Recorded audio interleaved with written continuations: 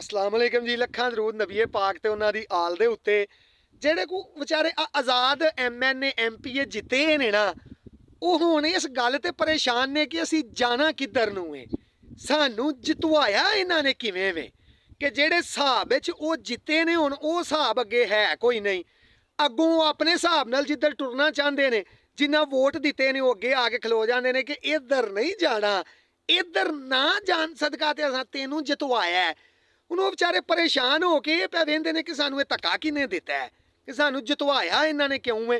ਉਹ ਹੁਣ ਇਹ ਹਿਸਾਬ ਦੇ ਨਾਲ ਉਹ ਹਿਸਾਬ ਪਿਆ ਹੁੰਦਾ ਹੈ ਕਿ ਜਿਵੇਂ ਕਿਸੇ ਬਾਦਸ਼ਾਹ ਨੇ ਨਾ ਇੱਕ ਤਲਾਬ ਬਣਾ ਕੇ ਨਾ ਉਹਦੇ ਵਿੱਚ ਹਰ ਜ਼ਰੀਲਾ ਜਾਨਵਰ ਛੱਡ ਦਿੱਤਾ, ਸੱਪ ਠੂਏ ਮਗਰਮੱਛ ਸਾਰਾ ਕੁਝ।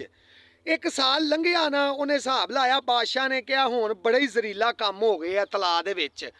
ਉਹਨੇ ਸਾਰੇ ਮੁਲਕ ਦੇ ਲੋਕਾਂ ਨੂੰ ਇਕੱਠਿਆਂ ਕਰਕੇ ਨਾ ਉੱਥੇ ਖਿਲਾਰ ਕੇ ਤੇ ਆਖਿਆ ਕਿ ਜਿਹੜਾ ਬੰਦਾ ਤਲਾਬ ਪਾਰ ਕਰੇਗਾ ਨਾ, ਉਹ ਜੋ ਮੂੰਹੋਂ ਮੰਗੇਗਾ ਨਾ ਮੈਂ ਉਹਨੂੰ ਉਹ ਇਨਾਮ ਦਿਆਂਗਾ। ਹੁਣ ਉੱਥੇ ਉਹ ਸਾਰੇ ਲੋਕ ਵੇਂਦੇ ਸਨ ਪਏ। ਇੰਨੀ ਦੇਰ ਨੂੰ ਇੱਕ ਮਰਾਸੀ ਬਾਵੇ ਦੜਲ ਦੀ ਆਵਾਜ਼ ਆਈ ਤਲਾਬ ਦੇ ਵਿੱਚ। ਔਖਿਆਂ ਸੌਖਿਆਂ ਹੋ ਕੇ ਇੰਝ ਲੰਘਦਿਆਂ ਕਰਦਿਆਂ ਤਲਾਬ ਪਾਰ ਕਰ ਗਿਆ। ਉਹ ਪਰਲੇ ਪਾਸੋਂ ਜਦੋਂ ਉੱਤੇ ਚੜਿਆ, ਬੰਦਿਆਂ ਖਿੱਚ ਕੇ ਬਾਹਰ ਕੱਢਿਆ, ਉਹਨੂੰ ਬਾਦਸ਼ਾਹ ਕੋਲ ਲੈ ਆਏ ਤੇ ਸਾਹ ਚੜੇ ਆ ਤੇ ਰੰਗ ਉੱਡੇ ਆ।